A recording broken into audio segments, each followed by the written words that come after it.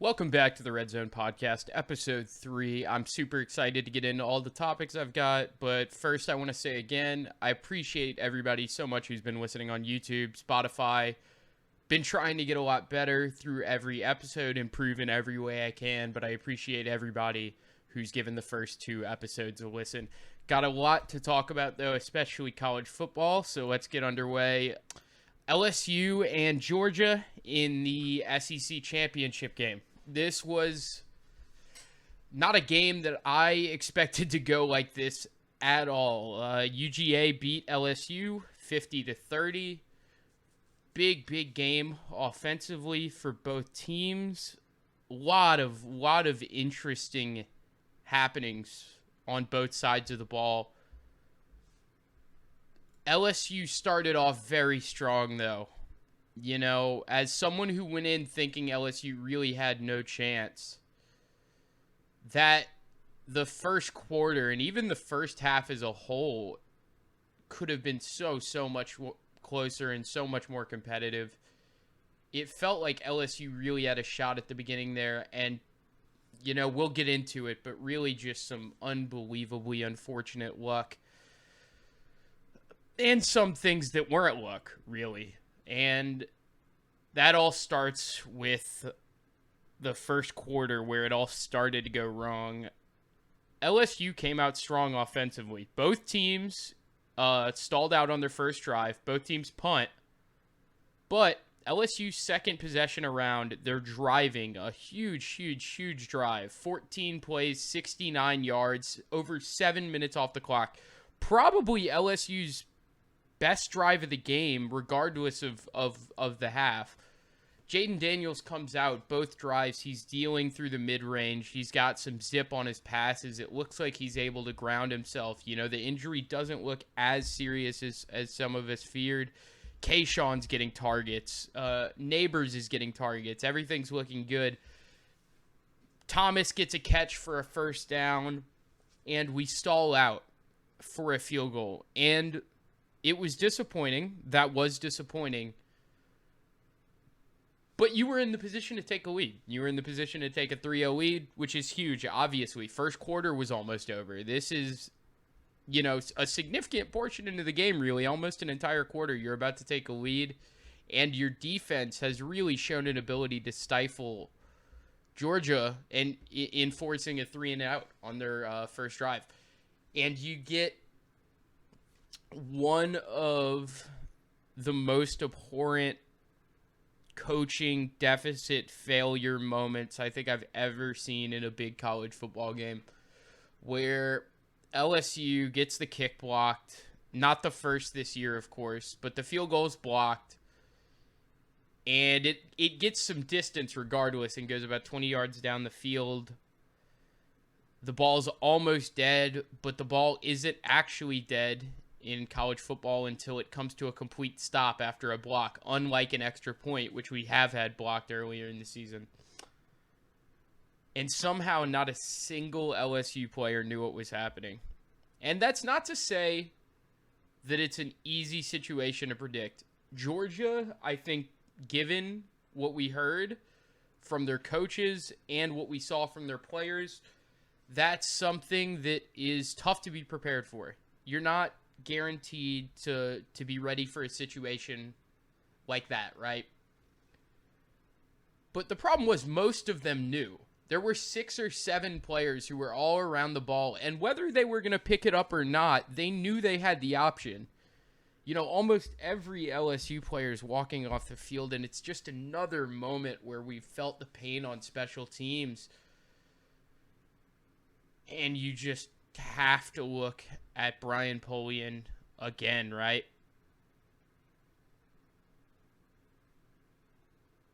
And you can't fire him. Brian Polian will not be fired because he's come here with Brian Kelly. He's one of Brian Kelly's personal picks to come over, one of his favorite assistants. He's the recruiting coordinator of this amazing class coming up. So there will not be a move with him. He will not be leaving. But you've got to reassign him and bring somebody in who knows what they're doing from a special teams perspective. Your special teams coach It's cost us too many points this year. It's cost us too much momentum this year.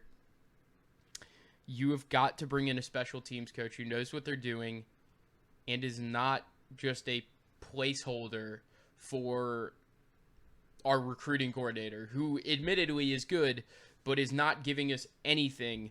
We cannot return the ball on either punts or kicks. We cannot cover for the returns. We can't. Our field goal kicking is decent. Our punting is decent. Given neither are great, to be clear. They're just better than everything else. But all the execution aspects, we're just at a complete deficit in and have consistently failed to perform at. And that has to be a sign of the coaching there, while Georgia was just prepared in the moment. And so you got an absolutely huge momentum swing where Georgia goes up 7-0. And at that point, I might have thought it was over already, but Kayshon Boutte, right back. LSU, 3 plays, 70 yards, 112, or 1 minute and 12 seconds. Kayshon Boutte, 53 yards from Jaden Daniels on a mid-range pass where he breaks it free and shows you a bit of the Kayshon Boutte that we all knew, that we all believe can be there when he's motivated and he's got a quarterback that he has chemistry with. And it's 7-7 all once again. And UGA has still not scored a touchdown on offense. And we're almost out of the first quarter, and you're like, okay, if LSU's defense can step up, can hold UGA again, maybe we're in a position to go and win this game. But for the rest of the first half, and really for most of the game, LSU would not stop UGA again. In the third quarter, there were some times when we got stops. We got the turnover as well from the botched handoff. But the defense was not able to consistently get stops. UGA was able to run on us. Stetson Bennett made some really tidy throws to get them first downs when they needed them. And McConkey, Washington, and Bowers were just too much for an LSU team that does not have a lot of elite talent in the secondary and was forced to move their linebackers around a lot due to the tight end threats of Georgia. So it was a frustrating game for the defense. But I doubt most people care about that. Most people knew we would lose this game anyway. What happened that was interesting was, despite Jaden Daniels having a really good first half, we saw him get even more injured late in the first half.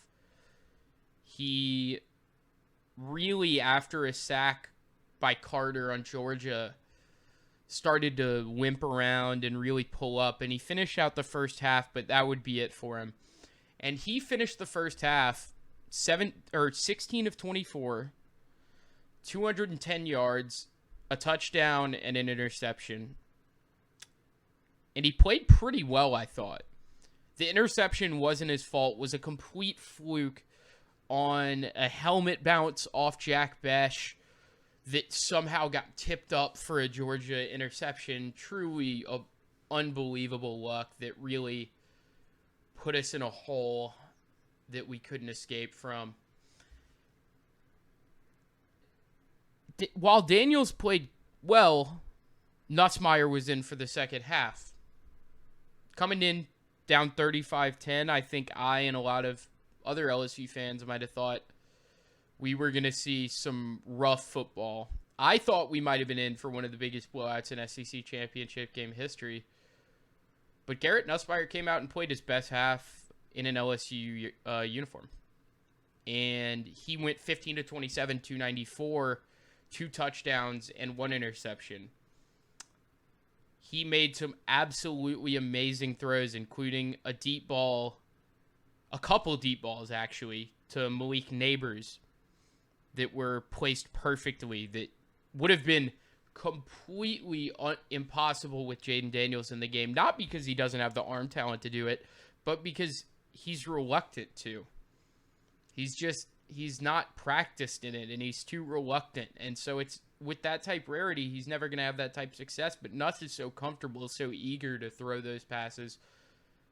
And I don't think Georgia was prepared for that at all, given how strong they were in the first half, but given also what they expected from Jaden Daniels and that reluctance.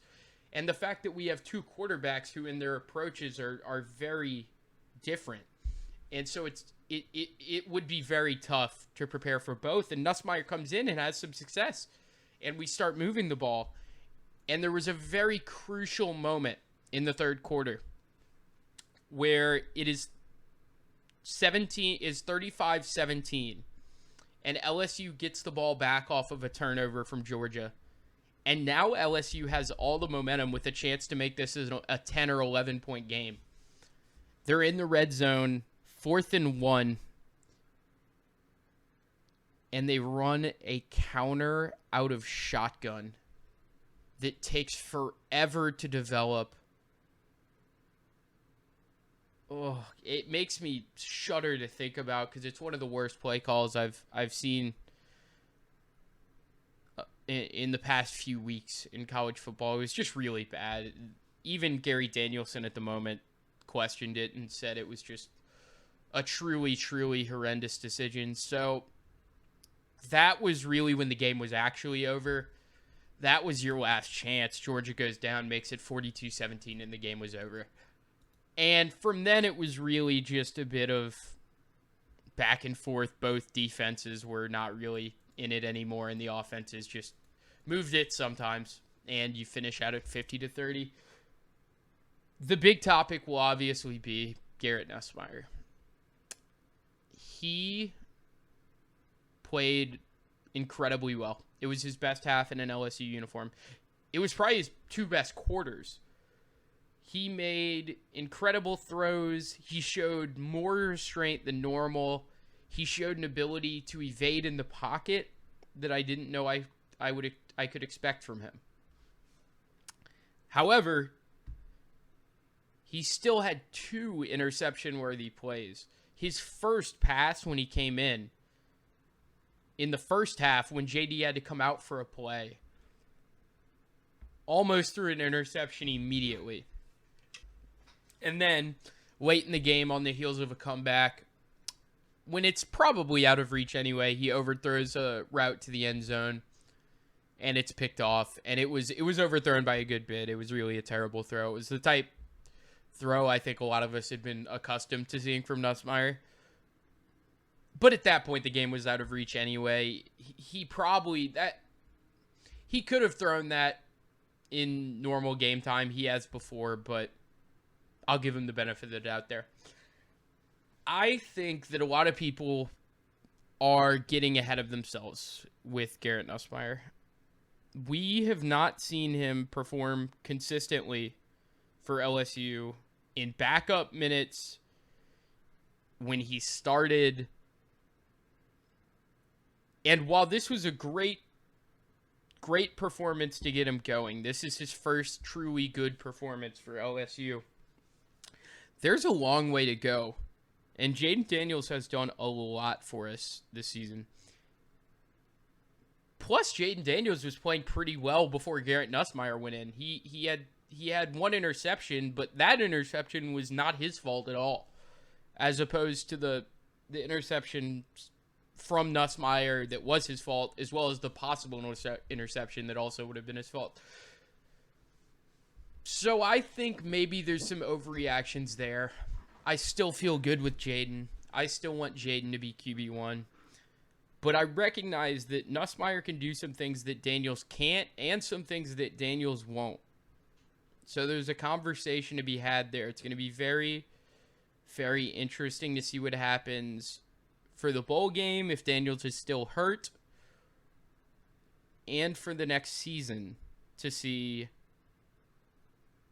will there be an open QB battle? Will one of them transfer? A lot of questions around the QB room, and you still have someone like Walker Howard, a 5-star QB, working in the QB room as well. So going to be a very interesting situation for the QBs. The last thing I wanted to touch on, this was the first game for LSU that we saw Malik Neighbors and Kayshon Boutte both have elite games in the same game. And it was something special to see, because we knew how talented they both were, but I don't think LSU fans expected to see it in the same game this season. And we got to, and it was truly something. Malik Neighbors, 5 catches for 128 yards, 1 touchdown. Kayshon Boutte, 6 catches, 107 yards, and a touchdown. Both with longs over 50. They looked great. And it's not a situation where, like many of us thought a couple days ago, hey, I guess that's a good way for Kayshon to go out. We finally at least got to see him once perform together. Because Kayshon Boutte has announced he's returning next season, despite being a projected first-round pick, one of the biggest LSU returns ever for a draft-eligible player, probably the biggest since Glenn Dorsey. So that's a huge, huge factor for LSU's passing game next year, but also just that dynamic of having an elite receiver duo that's really fun to watch and has their own, things they specialize in, while both being super savvy, great route runners who have an ability after the catch, especially Kayshon, really. So it's very exciting. That's maybe the most exciting thing I think we saw from the UGA LSU game. But Georgia takes down LSU 50-30, and they secure the number 1 spot in the playoff. That was always sort of a given. It was very interesting to see how the rest of the playoff would stack up. You had 6 teams, I think, that had a realistic shot to make it in Saturday. And those 6 teams were Georgia and Michigan, who were in no matter what. They were just playing for seeding. Then you had TCU and USC, who were 3 and 4. Then you had Ohio State at 5 and Bama at 6. Ohio State with a decent chance to make it in if just 1 or 2 lose ahead of them. Bama, it was going to be tougher. They needed both to lose, and they needed to get in over TCU. And we saw the pieces fall into place for Ohio State pretty quick. On Friday night, USC was just manhandled in the fourth quarter, in the second half overall, by Utah. Even just after the first quarter. After the first quarter, they were outscored 44-10. That tells you all you need to know. It was 14-3 USC at the end of the first quarter. It was 44-10 for the rest of the game. Utah was the better team and beat them for the second time in a season and showed why USC did not deserve to be in the playoff. So we got a pretty clear picture of that. And while I think Utah could have been seen to win this game, Utah even could have been argued as a favorite for some people, given their experience here and the fact that they won earlier in the season. I don't think anybody expected that. Caleb Williams had, on the stat sheet, a decent game. And you definitely wouldn't say it was his fault. 28 for 41, 363 yards, 3 touchdowns and a pick. Cam Rising really matched him, though, with 22 of 34 for 310 and 3 touchdowns. And that was a problem. And that's been a problem all year for USC. Their defense is Swiss cheese. And so Utah cut them up in the second half, opened up the Heisman race, took USC out of the playoff, and really put everything into place to be very, very interesting. This has been the problem for Lincoln Riley and, by extent, Alex Grinch for their entire time together. So we've seen this problem with Alex Grinch and Lincoln Riley before, because while some would argue that it's a talent issue, Lincoln and Grinch had time at Oklahoma to solve this, and their tackling and their physicality still left so much to be desired even after years there. So I'm not sure I buy that. And while I think it's still a good year for USC, they almost made the playoff in their first year. Caleb Williams had a great year. I'm not sure that's something's going to be that's something that's going to be fixed. It never was at Oklahoma. And in fact, it seems like USC is already in a position where where they're looking like Oklahoma already, and maybe they even just stay here. I'm not saying that's a guarantee, but I'm not sure it's a guarantee they'll fix it either. I think there may needs to be moves made on the defensive side. I don't know if Alex Grinch is the guy to get that job done. And so, because of that defense and the defensive issues that USC has had all year, they were out of the playoff Friday. And that meant OSU knew they were in. They didn't know, but OSU knew they were in. And now it was all down to TCU for seeding and for Bama to maybe have an outside hope to get in. And then TCU goes and loses to Kansas State. But this was a much, much better game. And TCU needed it to be, really. Because if TCU had lost in perhaps blowout fashion to Kansas State, it could have been a different story, right? But TCU goes out and goes down early to Kansas. Kansas gets a touchdown to match TCU in the first quarter. They score another, and they don't let off the gas after that. They hold the lead until overtime, where TCU in the fourth quarter takes out an 11-point lead, brings it to overtime, get to the goal line, and they do the same dumb thing that LSU did. They run it out of shotgun on fourth down when they could have just QB sneaked it. I don't need to say anything more about that, but once again, just horrendous play calling. And there was a huge gap to the left of the center. It would have been such an easy first down. But they don't get it. They lose to Kansas State by 3 in overtime. And that gives Bama fans a little hope. But TCU managed to stay put even at 3 and secure the matchup with Michigan despite the loss. A lot of that thanks to Max Duggan's heroic effort to keep the game close, despite being obviously just drained and banged up. He did everything he could to keep that team in the game. He's a warrior. I gained a lot of respect for him. He's an amazing, amazing college quarterback. And I'm excited to see what he'll do versus Michigan. But the first matchup in the CFP, UGA versus Ohio State. This is one that on paper sounded super exciting to me when it got announced. Because it's probably the two most talented teams in the country. Maybe top 3, you might say, on paper. Maybe Bama has more talent than Ohio State. I'd have to look at the recruiting rankings, but I'd feel that it's probably close enough to argue. But the more you look into it, this is a scary, scary matchup for Ohio State. Starting with the fact that Jackson Smith-Njigba, who has not been healthy all year, is not going to be playing. And that's a huge factor for them. One of the things that makes OSU elite is the fact that they have an NFL caliber quarterback with unbelievable NFL receivers. And one of them being out is a big factor, because it'll probably allow them to focus in on Marvin Harrison a bit more. And that could affect the rest of OSU's offense. So it's going to be very interesting.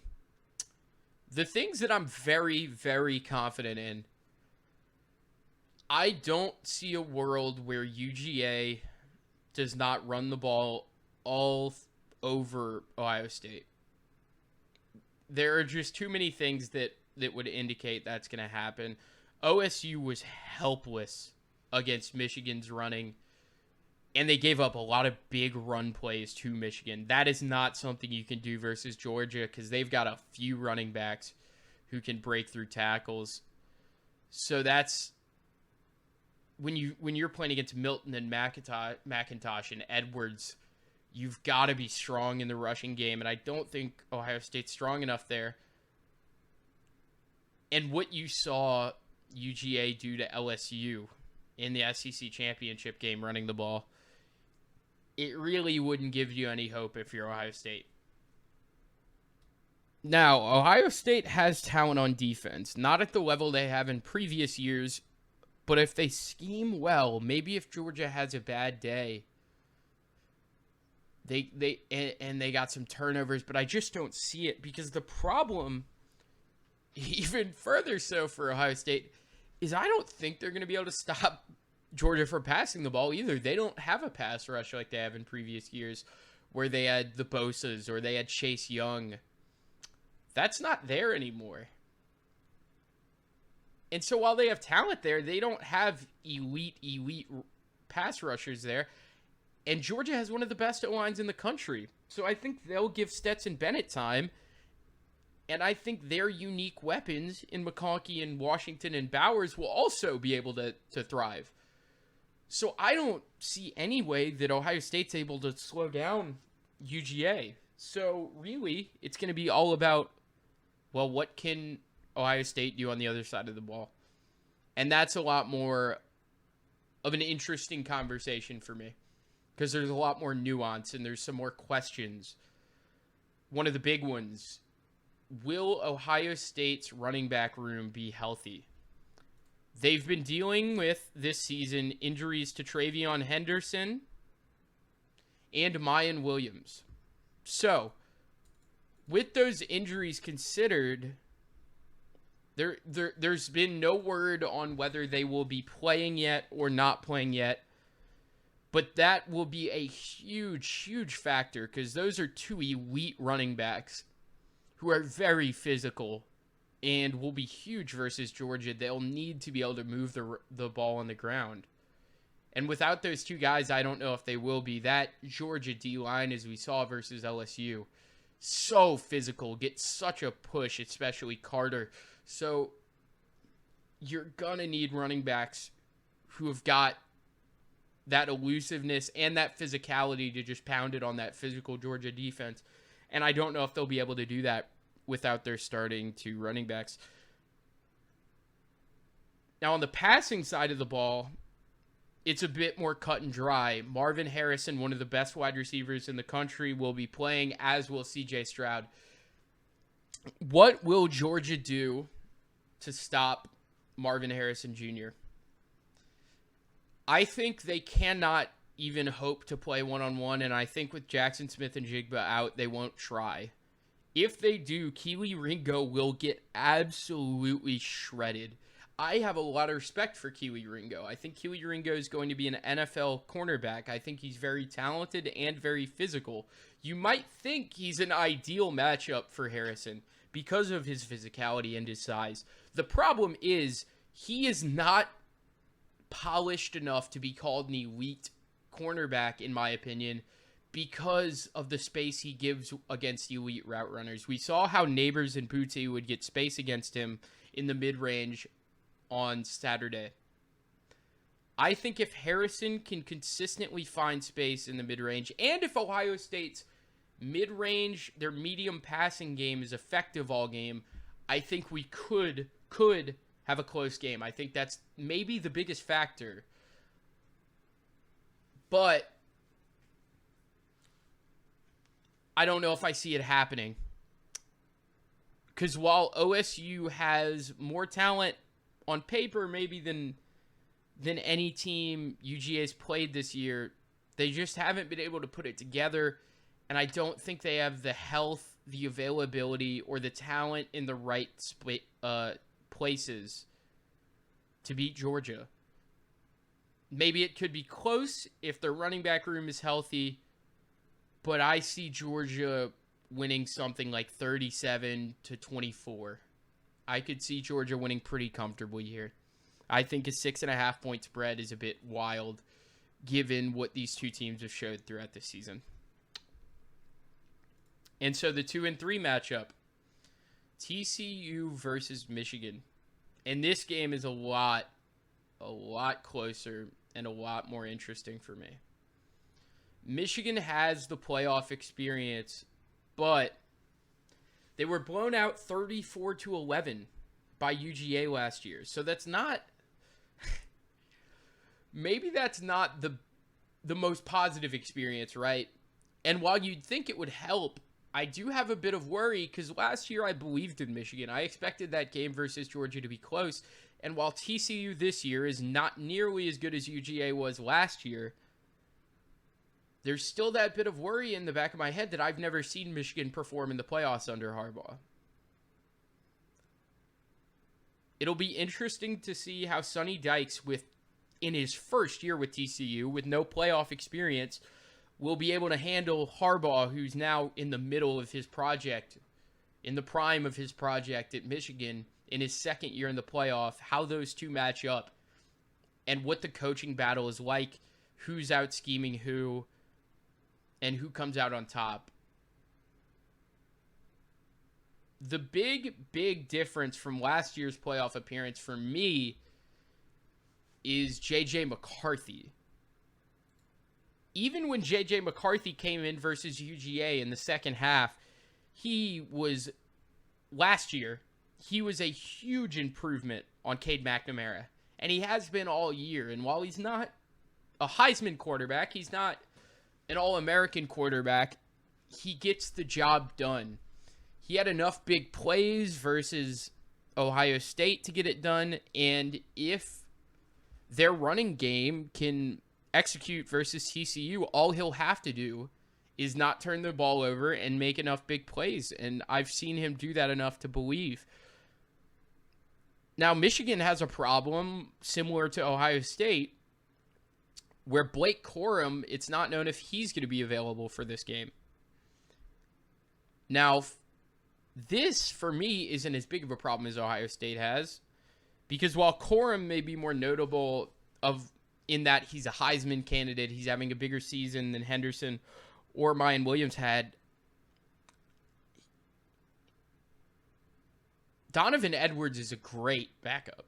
Donovan Edwards shredded Ohio State for big run after big run in the second half, and has shown to me that maybe he's more physical, and maybe not more physical, maybe more physically gifted is the word, and he's more athletic, and I think that could be useful against TCU, whose defense will be what I'm more worried about versus Michigan, if I can say that. Now, the dynamic in this game will be very interesting because Michigan and TCU have both shown to be capable second-half teams, especially Michigan. They've been the second-best second-half team in the country. So, the first half for them, if they get a lead, they'll be feeling amazing because they know they have that strength and conditioning that allows them to compete in the second half to the best of their ability, while some teams are still, or at this point, are getting very tired. They're not ready. They aren't used to a team playing with this level of intensity this late in the game. And that's something actually that LSU early in the season, before I think they got too worn out due to their lack of depth, that's something they showed as well. And you see how valuable that can be. Now, TCU has shown some strength in the second half as well. And if TCU can keep it close, they'll know they have that ability to play well in the second half as well. But the first half is huge. If Michigan starts out ahead, it's tough for me to see a world where TCU comes back, right? When you've seen what Michigan can do in the second half. Just demolishing Purdue and Ohio State in the past couple weeks in what were close games at halftime. McCarthy's big playability is the determining factor for Michigan's offense for me. Because like I said, I trust Donovan Edwards. But whether Donovan Edwards can move the ball or not, Michigan is not a team that is consistently attacking in the mid-range passing game. They're not someone who wants to be throwing over 35 passes and completing over 25. They are okay with being able to run the ball for the gritty yards and make big plays through the air game. And McCarthy's arm showed to me in the past few weeks, I think he can do that. And I think that's why I expect Michigan to win. But I expect it to be very, very close because of Max Duggan. Max Duggan versus Kansas State was an absolute warrior. The superhuman effort he was putting forward reminded me of like Tim Tebow. The way that he put the team on the back, showed athleticism from the quarterback position, made these runs when his jersey is stained and dirty and he's barely able to get up and his teammates are carrying him to the line and he's running for 15 yards and he's not sliding either. He's going straight into these defenders because he's physical and he's dealing out the punishment as well. And so Duggan is going to be a huge, huge aspect of TCU's game plan. And obviously that's not groundbreaking. He's a Heisman finalist. But the game is going to be incredibly dependent on him because I don't think TCU's defense will be able to stop Michigan. I think they'll be able to move the ball. So I think Duggan being able to make those big plays and being able to find Quentin Johnson, who has returned for TCU now and will be fully healthy and has shown how amazing of a receiver he can be and how valuable of a weapon he is as a true first-round talent. There's a lot on the Michigan, or the TCU, side of the ball to be scared of. So this isn't a game that's totally clear to me. This is much more of a toss-up, especially with the variety of threat that TCU shows offensively, with Duggan being a threat in the air, but also on the ground, with Kendre Miller being quality on the ground as well. You've got a lot to worry about. I expect perhaps a Michigan win in the range of maybe 34-24, 34-27. I like Michigan to win this. I think the spread is very accurate at 9.5. It's floating around at the moment. But I think it's going to be a physical slugfest.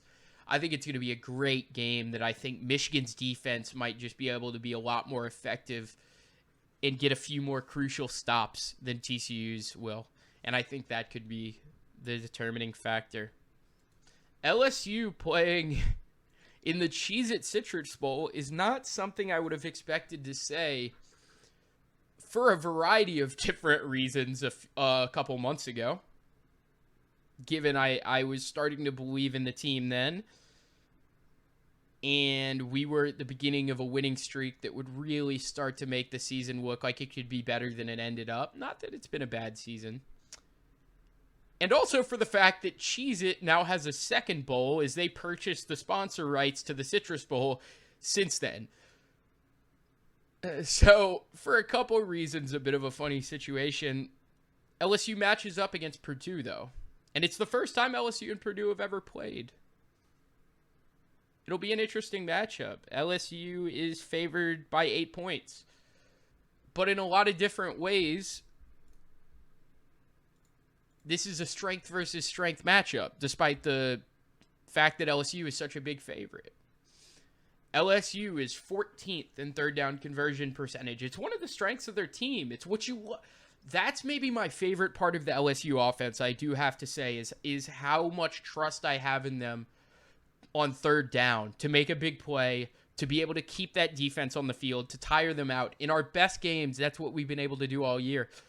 TCU, on the other hand, 22nd in the country in third down percentage allowed against. So it's a strength versus strength there.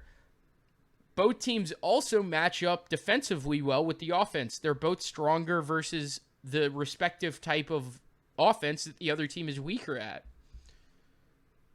So this will be an interesting chess match, and I think a lot of it will come down to coaching. And it's hard not to feel good. It's hard not to feel good about LSU when it comes down to coaching. Now, for me, I'm excited for this game for maybe one main reason. Or two, actually. I can't lie. I'm super excited to see Kayshawn play again. And I'm excited to see him play and know he will play for us again. But also, this is so huge for LSU to get this much rest. LSU is not a team that has a lot of depth. LSU is not a team that you saw like Georgia in the SEC championship game was able to rotate all of their defensive linemen because they have deep 4- and 5-star talent. LSU's not deep there, especially with the injuries to Mason Smith and the original lack of depth in the defensive back department. So the team's exhausted. Getting this huge rest before the bowl game will be incredibly important, and it's a big reason that I have a lot of confidence coming into this game for LSU. Obviously, there's also a bit of a talent gap if you look at the recruiting rankings and the guys that LSU has brought in through transfers. That's not always something you can rely on, and LSU has lost to plenty of teams that have less talent than them in bowl games. But it is a factor. It's undeniable. And I'll talk about this game more later when we get a bit closer. But I expect that whether Jaden Daniels or Garrett Nussmeier play, I expect LSU to win this game. And even further, I expect the offense to look very good regardless of who plays. Now, I hope Jaden Daniels is healthy. He's still my quarterback one. I want to see what he can do when he comes back and is fully healthy and has a few weeks to recover and practice and maybe improve even more than we've seen throughout the season. But I feel a lot better about Nussmeier now that we've finally seen him play well for a stretch of time. So you do feel good about the quarterback position at least. And that's something that maybe you haven't been able to say all season, and maybe something you're not 100% confident in, but it doesn't feel scary, right? And maybe that's the best part.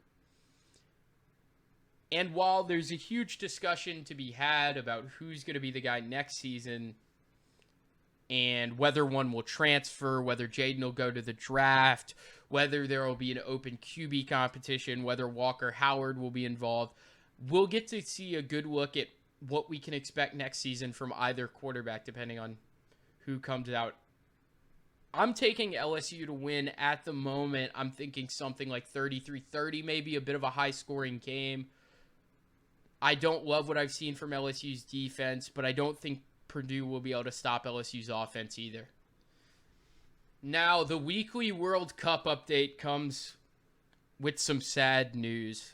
The USA has been eliminated by the Netherlands 3-1 in a game that was, in terms of the way it flowed, always going for Netherlands, but in terms of the chances and the way it could have unfolded, the USA had a chance.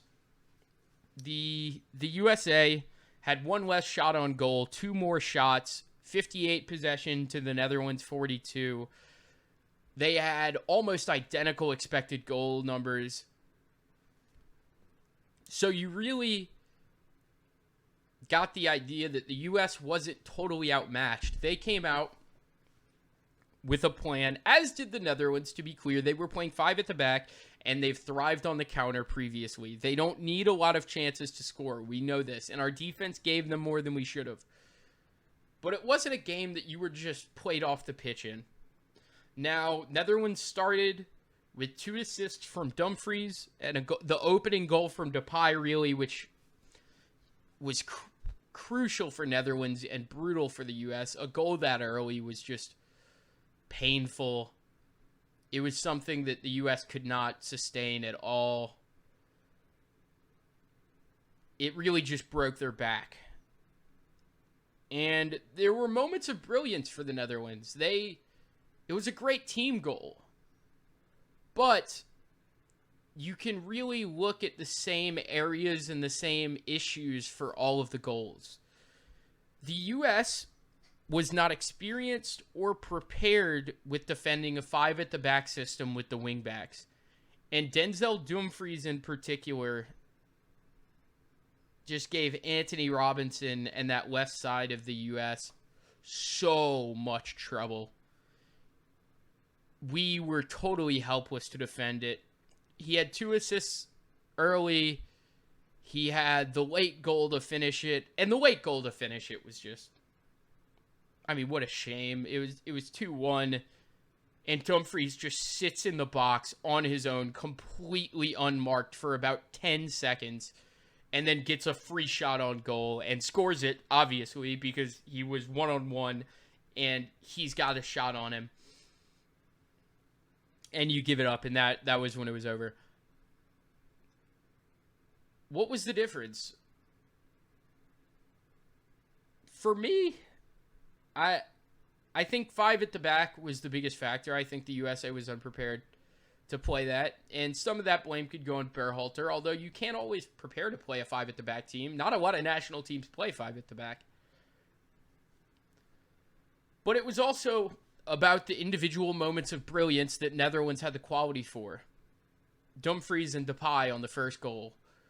The cross to Dumfries. Dumfries just finishing it. Because it's not an absolute given that a wingback finishes that third goal. While he had space and he had the chance, and if you know who Dumfries is, you'd know he could score that.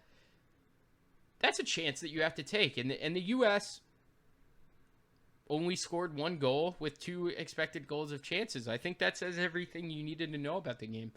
The U.S. needed to grab another goal somewhere, and they needed to not let that last chance go through. It was